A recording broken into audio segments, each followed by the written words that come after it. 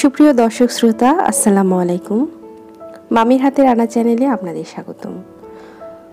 অনেকদিন গ্যাপ দেওয়ার পর আজকে আপনাদের সামনে একটি মজাদার এবং খুব সহজভাবে রোল তৈরি করার রেসিপি নিয়ে হাজির হয়েছি।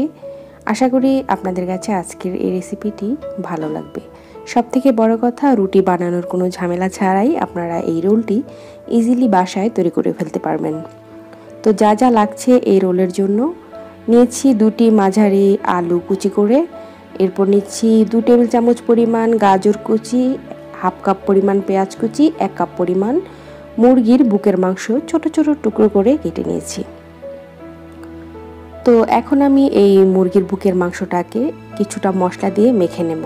দিয়ে দিচ্ছি 1 চা চামচ পরিমাণ আদা রসুন বাটা, দিয়ে দিচ্ছি 4 চা চামচ সয়া সস। আপনারা টেবিল চামচ ইউজ করলে 2 টেবিল চামচ পরিমাণ সয়া সস ব্যবহার করবেন।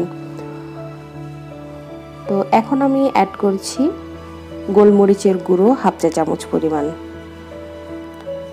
দিয়ে দিচ্ছি লাল মরিচের গুঁড়ো 1 চা চামচ পরিমাণ, দিচ্ছি লবণ হাফ চা চামচ পরিমাণ, আর দিচ্ছি জিরার গুঁড়া 1 চা চামচ পরিমাণ।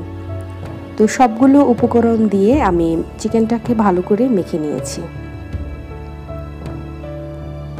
তো এখন আমি চুলাতে কড়াই বসিয়ে দিয়েছি আর দিয়েছি হাফ কাপ পরিমাণ সয়াবিন তেল। এর মধ্যে আমি পেঁয়াজ কুচিটা দিয়ে দিলাম। তো এটা নরম হয়ে এলে দিয়ে দিচ্ছি মাখা চিকেনগুলো। তো ভালো করে কিছুক্ষণ নেড়েচেড়ে এই চিকেনের মধ্যে আমি দিয়ে দিব কুচি করে রাখা আলুটা। তো আলুটা কিন্তু আমি ধুয়ে নিয়েছি, আর দিয়ে দিচ্ছি গাজর কুচিটা, আর অন্য কিছু আপাতত দিব না, ভালো করে নেড়েচেড়ে মিশিয়ে নেব। তো 4-5টা কাঁচামরিচ কুচি করে রেখেছিলাম, ওটাও দিয়ে দিলাম। তো নেড়েচেড়ে মিশিয়ে নিচ্ছি। তো সামান্য পরিমাণ পানি দিয়েছি যাতে আলুটা সিদ্ধ হয়ে যায়। আর এখন আমি অ্যাড করছি হাফ চা চামচ পরিমাণ টেস্টিং সল্ট আর সামান্য একটু লবণ, কারণ আমি আলু আর গাজর অ্যাড করেছি তখন আর লবণ ইউজ করা হয়নি, কারণ সয়া সসে বেশ লবণ থাকে আর চিকেনেও কিছুটা লবণ দিয়েছিলাম। তো ঢেকে দিয়েছি কিছুক্ষণের জন্য। এখন আলাদা একটা বাটিতে 2 চা চামচ পরিমাণ কর্নফ্লাওয়ার নিয়েছি, দিয়ে দিচ্ছি কিছুটা পানি, একটা গোলা তৈরি করে নেব, পাতলা একটা গোলা। তো ভাজিটা কিন্তু আমার সিদ্ধ হয়ে গেছে। তো এখন এটার মধ্যে আমি গোলানো কর্নফ্লাওয়ারটা দিয়ে দিচ্ছি। কর্নফ্লাওয়ার না থাকলে আপনারা এই ক্ষেত্রে আটা অথবা ময়দাও এভাবে গুলিয়ে ব্যবহার করতে পারেন। এতে করে কি হবে, ভাজিটার ঝরঝরা ভাবটা থাকবে না, আঠালো একটা ভাব চলে আসবে। তো একটা বড় বাটিতে আমি এখন একটা ডিম ফেটিয়ে নিচ্ছি। এটা হচ্ছে আমার রোলের যে রুটি লাগবে সেটার জন্য গোলা তৈরি করে নিচ্ছি। তো ডিমটা ফেটে এটার মধ্যে 2 কাপ পরিমাণ আটা দিয়ে দিচ্ছি, আর দিয়ে দিচ্ছি স্বাদ মতো লবণ। ভালো করে নেড়েচেড়ে মিশিয়ে নিতে হবে, আর কিছুটা পানি অ্যাড করছি। তো পানিটা আমাকে অল্প অল্প করে অ্যাড করে একটা পাতলা গোলা তৈরি করতে হবে। তো পানি কতটুকু লেগেছে আমি আপনাদের সেটা পরে বলে দিচ্ছি। তো আমি অল্প অল্প করে পানি অ্যাড করে একটা গোলা তৈরি করে নিলাম। তো ঘনত্বটা একটু দেখিয়ে দিচ্ছি, ঠিক এইরকম। তো 2 কাপ আটার জন্য আমার 3 কাপ পরিমাণ পানি লেগেছে।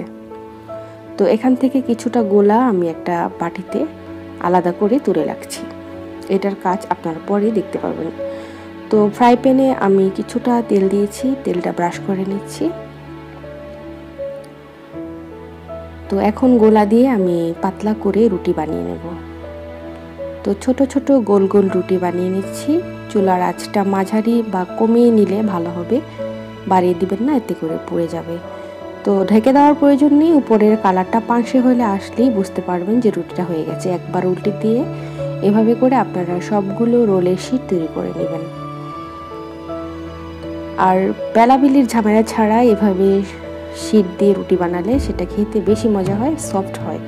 কারণ রোলের বেলা রুটিটা কিন্তু শক্ত লাগে, আর এভাবে গোলা দিয়ে পাতলা শীট তৈরি করে নিলে রুটি খুব সফট হয়, মানে রোলের রুটিটা খেতে খুব মজা লাগে। তো আমি এখন রোলগুলি তৈরি করে নেব। তো দেখতে পাচ্ছেন আমার ভাজিটা কিন্তু ঠান্ডা হয়ে গেছে, শীটগুলোও ঠান্ডা হয়ে গেছে। তো একটা বাটিতে আমি সামান্য কিছু আটা নিয়েছি আর অল্প একটু পানি দিয়ে ভারী একটা গোলা তৈরি করে নেব। এটা হচ্ছে আমার রুটির মানে রোলের যে মুখ সেটা সিল করার জন্য।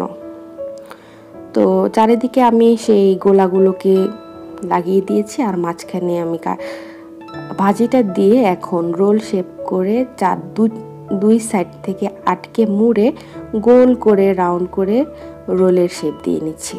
আপনারা তো দেখতেই পাচ্ছেন দর্শক শ্রোতা, তো সবগুলো তো দেখানো সম্ভব নয়, আমি আপনাদেরকে দুটা করে দেখালাম। তো বাকিগুলো আমি অফলাইনে করে নিচ্ছি। তো ঠিক এইভাবে করে আমি সবগুলো রোল তৈরি করে নিয়েছি। তো এখন আমি এখানে নিয়েছি টোস্টের গোড়া, টোস্ট ভালো করে গুঁড়ো করে নিয়েছি, এটা দিয়ে আমি রোলগুলোকে কোট করব। আর ওই যে আটাটা তুলে রেখেছিলাম গোলাটা, ওটার মধ্যে এক চামচ পরিমাণ পানি অ্যাড করেছি একটু পাতলা করার জন্য, আপনারা চাইলে নাও করতে পারেন। তো এখন এটার মধ্যে রোলগুলোকে চুবিয়ে আমি বিস্কিটের গোড়ার মধ্যে কোট করে নেব।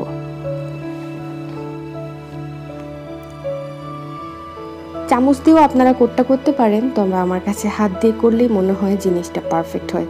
তো আমি সবগুলো রোল কোট করে নিলাম। এখন আমি এগুলোকে ভেজে ফেলবো। একটা কড়াইতে তেল বসিয়েছিলাম কিছুক্ষণ আগে, এটা গরম হয়ে গেছে। এখন আমি আস্তে করে রোলগুলো দিয়ে দিচ্ছি। অসম্ভব মজাদার এই রোলটা, আপনারা অবশ্যই বানিয়ে খাবেন বাচ্চাদের জন্য, বাচ্চাদের টিফিনের জন্য এটা একটা পারফেক্ট খাবার। আপনারা বানিয়ে এটা সংরক্ষণ করতে পারেন। আমি যেভাবে বিস্কিটের গুঁড়া দিয়ে কোট করলাম দেখতে পেলেন, ঠিক ওইভাবে কোট করা রোলগুলো আপনারা বক্সের মধ্যে রেখে ডিপে রেখে দিতে পারেন, তারপর বাচ্চাদেরকে টিফিন হিসেবে দিতে পারেন। তো আমি সবগুলো রোল লাল লাল করে ভেজে নিয়েছি। এখন আমি এগুলো তেল থেকে ছেঁকে তুলে ফেললাম। তো দর্শক শ্রোতা দেখতে পাচ্ছেন, আপনাদেরকে আমি একটা রোল ভেঙে দেখিয়ে দিচ্ছি কেমন হয়েছে। মাশাআল্লাহ, খুব সুন্দর ঘ্রাণ বেরোচ্ছে আর সফট তুলতুলে। এটার রুটিটা খেতে অসাধারণ আর ভাজিটাও খুবই মজা হয়েছে, বিশেষ করে টেস্টিং সল্ট দেওয়ার কারণে স্বাদটা চেঞ্জ হয়ে গেছে। তো আপনারা সবাই ভালো থাকবেন, সুস্থ থাকবেন। আল্লাহ হাফেজ।